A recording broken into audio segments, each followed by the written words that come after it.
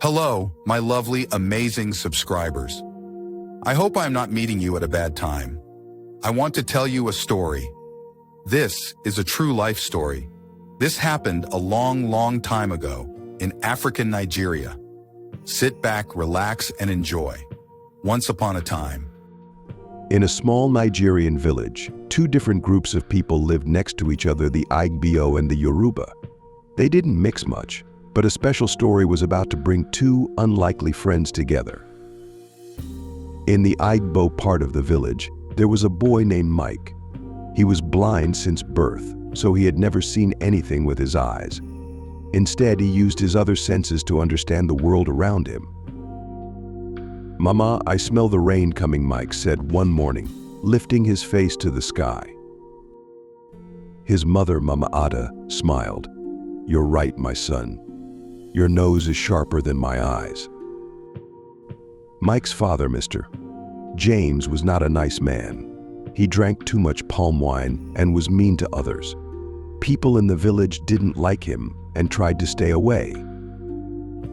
"Look, there goes that drunk James again," a villager whispered to his friend as Mr. James stumbled by. "Shh. Don't let him hear you. He might cause trouble," the friend replied, pulling the other man away. Mama Ada worked hard to make money by selling vegetables at the market. But the other sellers were unkind to her because they didn't like her husband. They would tell customers not to buy from her. "Why won't you let me buy these tomatoes?" a customer asked one day. An old market woman leaned in close and said, "Don't buy from that idiot. Her husband is wicked. Who knows what she might be selling along with those vegetables? She is cursed, and so is her husband." Mama Ada heard this and felt very sad. She packed up her unsold vegetables and went home early that day. "Why are you back so soon?" Mama Mike asked when she entered their small house. "Oh, Mike," Mama Ada sighed, sitting down heavily. "Sometimes life is very hard for us." Mike reached out and found his mother's hand. "Don't worry, Mama. Things will get better. I know they will." Mama Ada smiled proudly. In the Yoruba part of the village lived a girl named Kiki. She was very pretty, but she had a big scar on her face from an accident when she was little. The scar ran from her left temple down to her chin. One day, Kiki was helping her mother in their small shop when she overheard some girls talking outside. "Look at Kiki," one girl whispered. "She'd be so beautiful. If it wasn't for that awful scar, she would have been the most beautiful girl in our village." Kiki's heart sank, and she quickly ducked behind the counter. Her mother noticed and came over.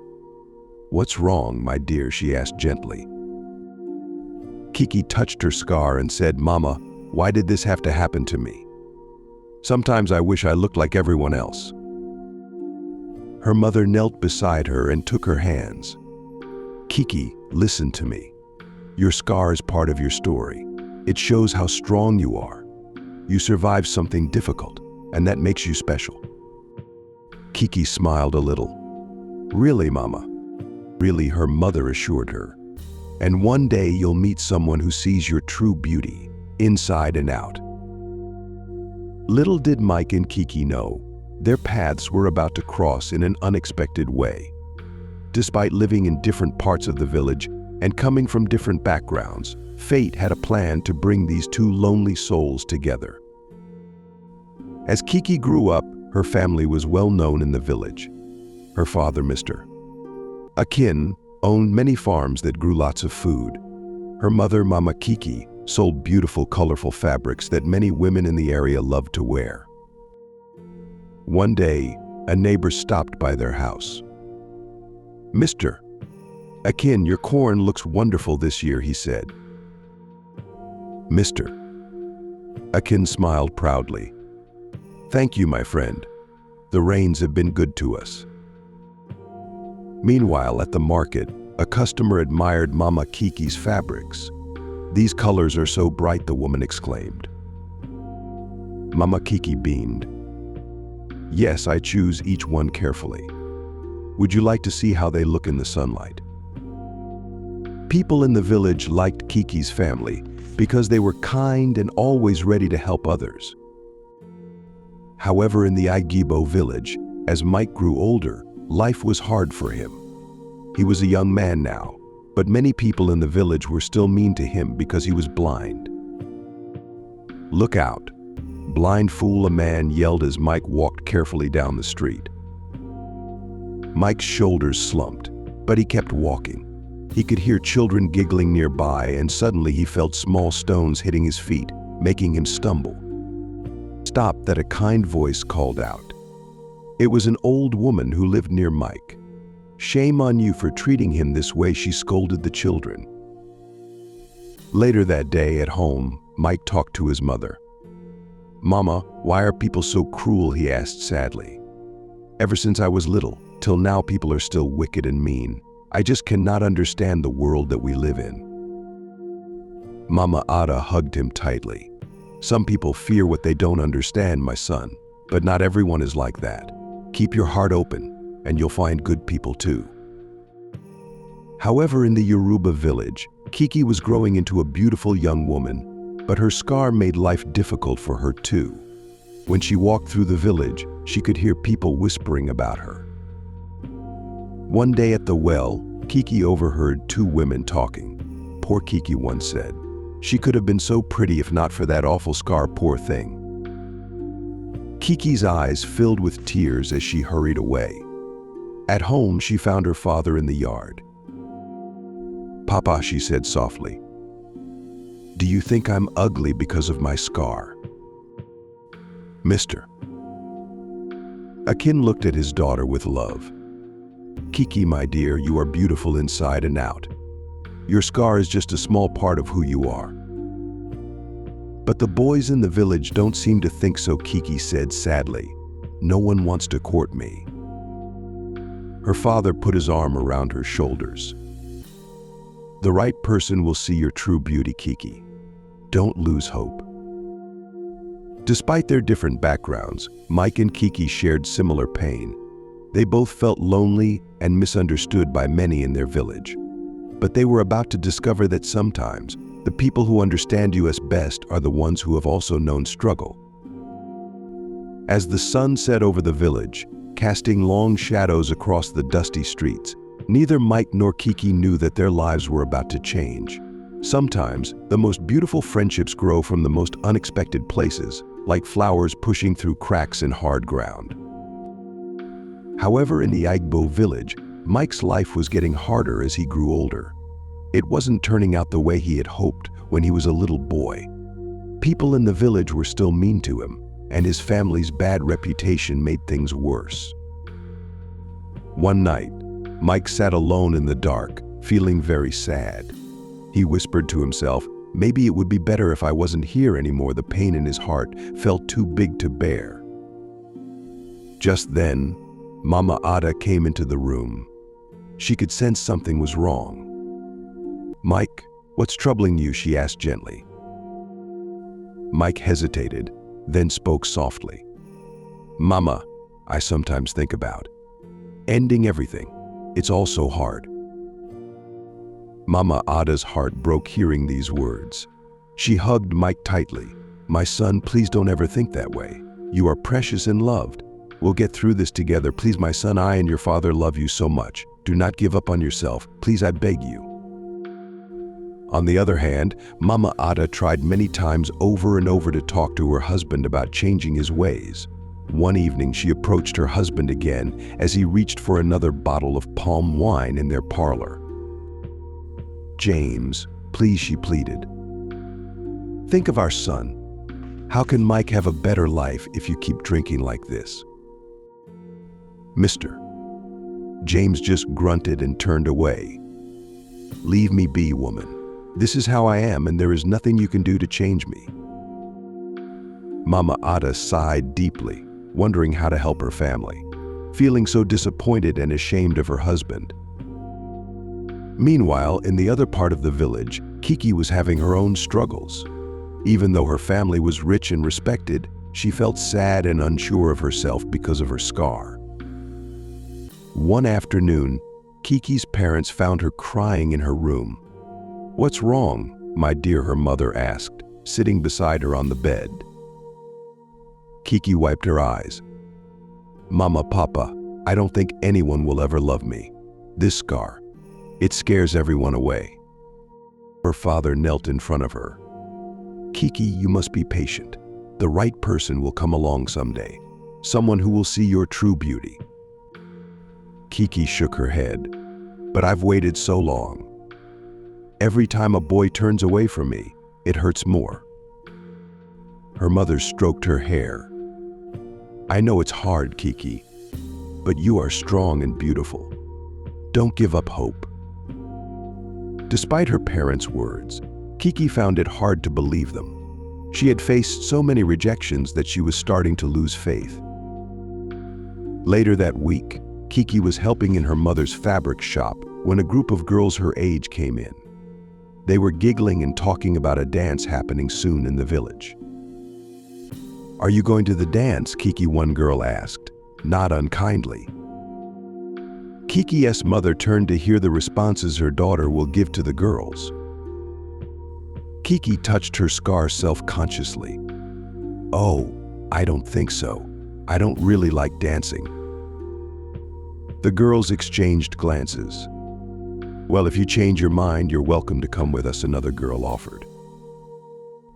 After they left, Kiki's mother came over. "That was nice of them to invite you." Kiki sighed. "Maybe, but I know what will happen. No one would want to dance with me." Her mother squeezed her shoulder. "You never know unless you try, Kiki. Sometimes life surprises us. Promise me next time you will try." Kiki nodded. "Okay, Mama, I will try next time." On a really hot day, when the sun was super bright and making everyone sweat, Mike decided to go to the stream that ran between the two villages. He liked to come here to be alone and peaceful, away from people who were mean to him. Mike sat by the water, feeling the coolness on his fingers. He couldn't see, but he could hear the gentle sound of the stream and feel the soft grass under him. Suddenly, he heard someone walking nearby. It was Kiki. She had also come to the stream to be alone.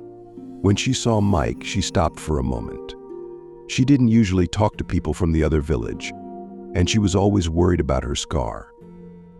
But Mike looked so calm sitting there that she decided to say hello. "Hi there," Kiki said quietly, not wanting to scare Mike. Mike turned his head towards her voice and smiled. "Hello, I'm Mike. Did you come to enjoy the stream too?" Kiki felt happy hearing how friendly Mike sounded.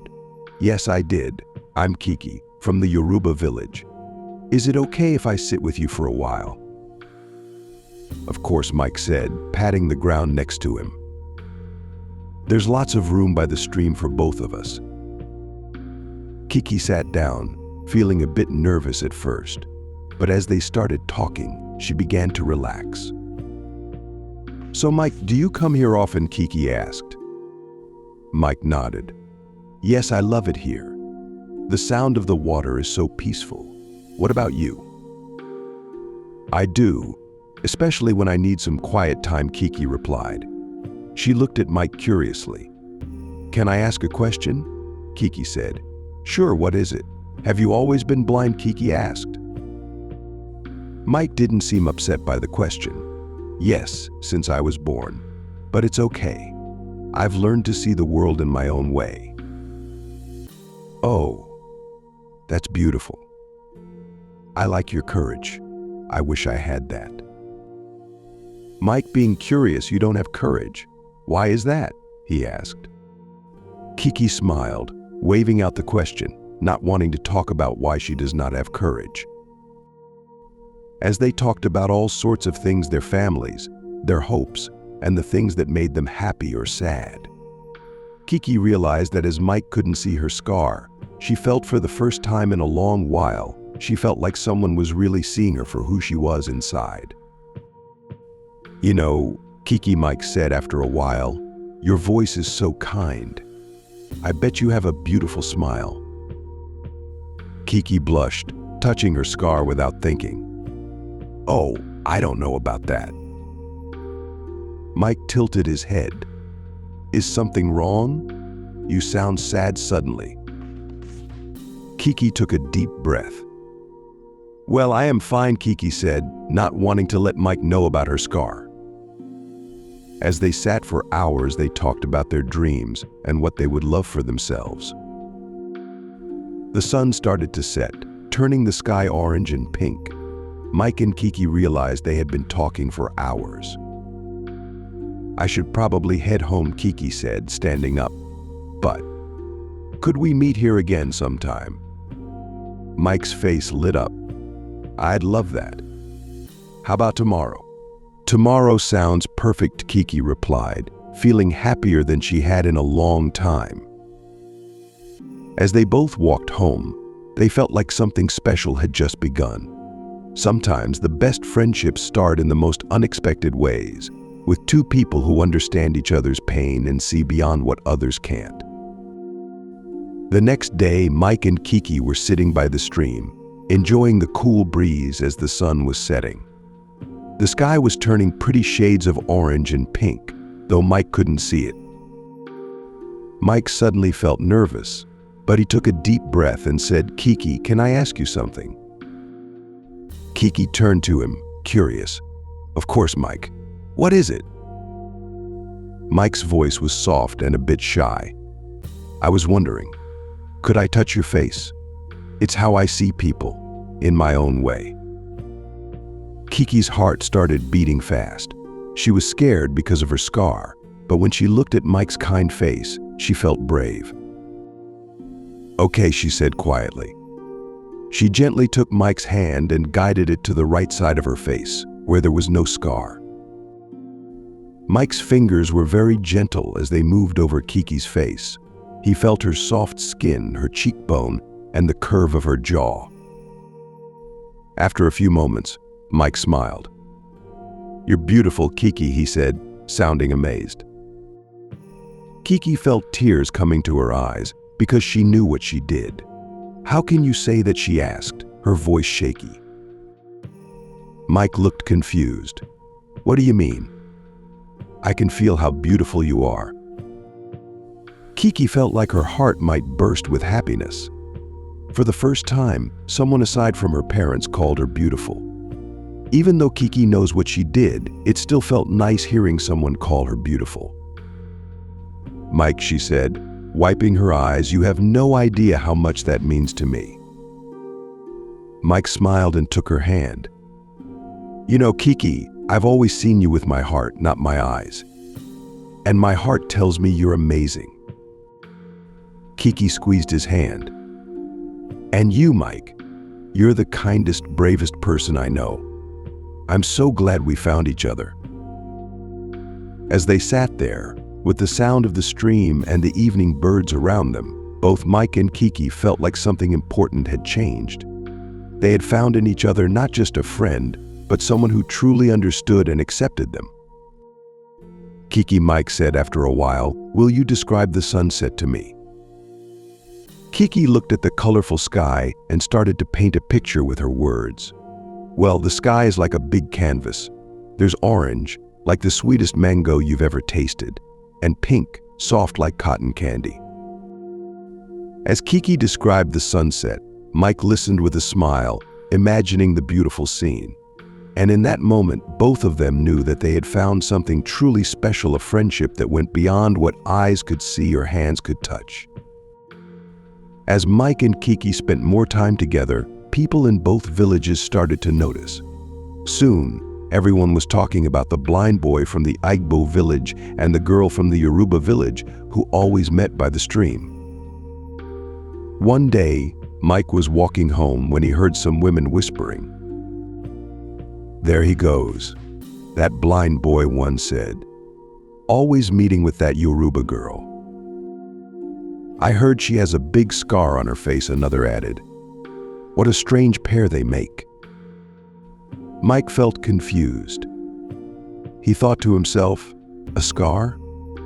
He didn't think Kiki had a scar, considering the fact that the other day he touched her face. No, Kiki would not lie to me, so he just waved out the idea in his head, putting it as a rumor people always talk about. I know Kiki. She cares for me and I know she won't lie to me. However, as Mike got home, things were getting tough. Mike's father had been drinking a lot of palm wine. He was angry about Mike's friendship with Kiki. Mr. James stumbled into the house, shouting, "Mike, where are you, boy?" Mike came out of his room. "I'm here, father. What's wrong?" "Mr." James' voice was loud and angry. "You worthless boy. I hear you're always with that Yoruba girl. Have you no shame with all the ladies in our village you choose to be friends with a Yoruba girl? You must be a stupid boy." Mike felt scared, but he stood up straight, tears rolling down his eyes. "Kiki is my friend, father. She likes me for who I am, not because of what I can or can't do. Why can't you do the same? I hate you and I wish you were not my father." "Mr." James was quiet for a moment. It was like Mike's words had cut through his anger.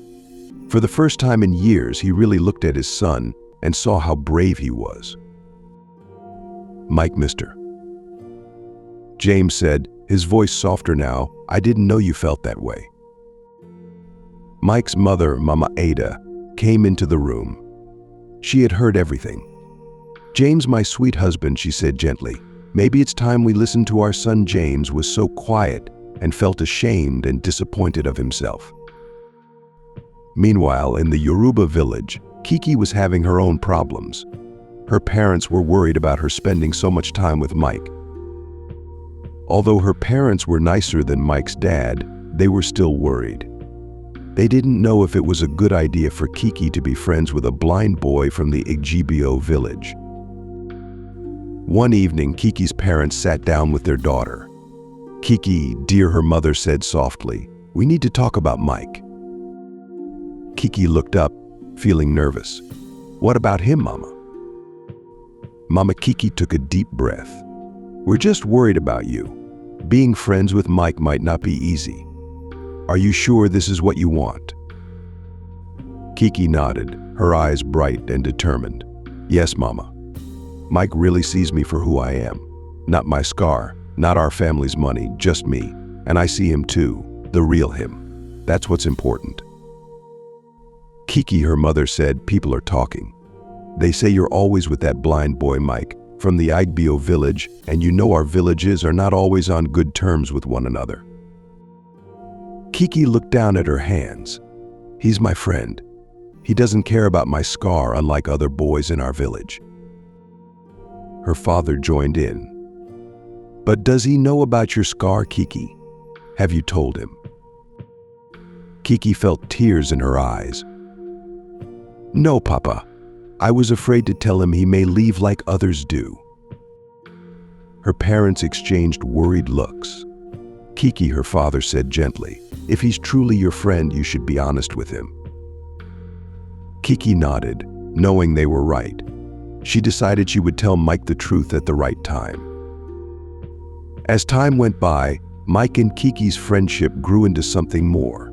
They started to fall in love, even though many people didn't understand or approve of their relationship. They began to dream about a future together, hoping that one day everyone would accept them. One evening, Mike and Kiki were sitting by their favorite spot at the stream. The sun was setting, painting the sky with beautiful colors. "You know, Kiki," Mike said softly, "I wish I could see the sunset with you. But hearing you describe it makes me feel like I can almost see it." Kiki smiled, squeezing his hand. "And I love describing it to you, Mike. It's like I'm seeing it in a whole new way." Suddenly, they heard angry voices coming closer. A group of young men from both villages had gathered, and they didn't look happy. "Hey, what's going on?" Kiki whispered, feeling scared. Before Mike could answer, one of the men shouted, "Hey, blind boy. Get away from that girl. She doesn't belong with someone like you." Another man yelled at Kiki, "And you? You think you're too good for men from our village? settling for a blind Igbo boy. Mike stood up quickly, putting himself in front of Kiki to protect her. Even though he couldn't see the men, he faced the direction of their voices bravely. "Leave us alone," Mike said in a strong voice. "Our relationship is none of your business." The group of men started moving closer. Kiki looked around, trying to find a way for them to escape, but the men were blocking the path back to the villages. "Mike," Kiki whispered, her voice shaking, "what are we going to do?" Mike held her hand tightly. "Don't worry, Kiki. We'll figure this out together." The men were getting closer, and things were starting to look really scary. But just when Kiki thought they were in big trouble, a loud, powerful voice shouted from behind them, "Stop right there!" Everyone froze. Kiki turned around and saw a tall, strong-looking man walking towards them. It was Mr. Akin, Kiki's father. "Mr." Akin's face was serious as he looked at the group of young men. "What do you think you're doing?" he asked in a stern voice. One of the men stuttered, "We were just..." "Mr." Akin held up his hand to silence him. "I don't want to hear excuses. All of you, go home now. We'll be talking to your parents about this." The young men looked ashamed and quickly left, mumbling apologies as they went. "Mr." Akin then turned to Mike and Kiki. His face softened when he saw how scared they looked. "Are you two all right?" he asked gently. Kiki nodded, still holding Mike's hand. "Yes, Papa. Thank you for coming to our aid. Only God knows what would have happened if you did not intervene." "Mr." Akin sighed. "I'm sorry this happened. I was on my way to go see your mother when I saw these boys. Immediately I saw them, I knew they were going to cause problems somewhere, that's why I followed them." "Man, mister," Akin called out, "I can see you care so much for my daughter." Mike spoke up, his voice respectful but firm. "Sir, I care deeply for your daughter, sir. I know I'm blind and from a different village, but I promise to always treat her with kindness and respect." "Mr." Akin was quiet for a moment, then he put a hand on Mike's shoulder. "I believe you, young man. I need you to do something for me. I need you to go home and tell your parents that it is important that we have a meeting and talk as adults and settle our differences as adults, and find a way to make a relationship between our villages. Tell your father to come with a few elders, and I will also come with a few of my village elders, so we can come to agree on a relationship that will benefit both our community." Mike nodded. "Okay, sir. I will pass your message across to my people." As they walked back to the village together with Mr. Akin leading the way, Mike and Kiki felt hopeful. They knew they still had challenges ahead, but now they had someone on their side. Maybe, just maybe, their dream of a future together wasn't so impossible after all. When Mike got home, he was excited to tell his parents about what Mr. Akin had said. "Mama, Papa," he called out, "I have important news." His parents came into the room, and Mike explained, "Mr. Akin, Kiki's father wants us to meet with some elders from our village. He thinks we can make things better between our communities and my relationship with his daughter." Mike's father looked worried. "Son, that's not going to be easy. You know people in our village. Well, they don't like me very much because of my drinking." Mama Ada nodded sadly. "It's true, Mike. It might be hard to find elders willing to go with your father to meet the Yoruba people." Or Mike's face fell. "But this is our chance to make things better. What can we do?" Mama Ada thought for a moment, then her eyes lit up. "Wait, I have an idea. There's an elder I was friends with a long time ago. Maybe he'll help us." The next day, Mama Ada went to visit the elder. She was nervous as she knocked on his door. "Elder Chidi," she said when he answered, "I need your help." Elder Chidi invited her in, and Mama Ada explained the situation. To her surprise, Elder Chidi smiled. "Mama Ada," he said, "do you remember when you lent me money for my medical treatment years ago? I will never forget your kindness. Do not worry, I'll help you. It's the least thing I can do to help you." Mama Ada felt tears in her eyes. "Thank you, Elder Chidi. This means so much to us." Elder Chidi patted her hand. "And I'll bring my friend, Elder Emeka, too. He's also an elder, and together we can represent our village properly." Mama smiled happily and stood up and left. When Mama Ada got home and told Mike and her husband the good news, they were overjoyed. "See," Papa Mike said, hugging his father, "things are looking up." "Mr." James nodded, looking thoughtful. "Maybe it's time for me to make some changes too. For you and for our family."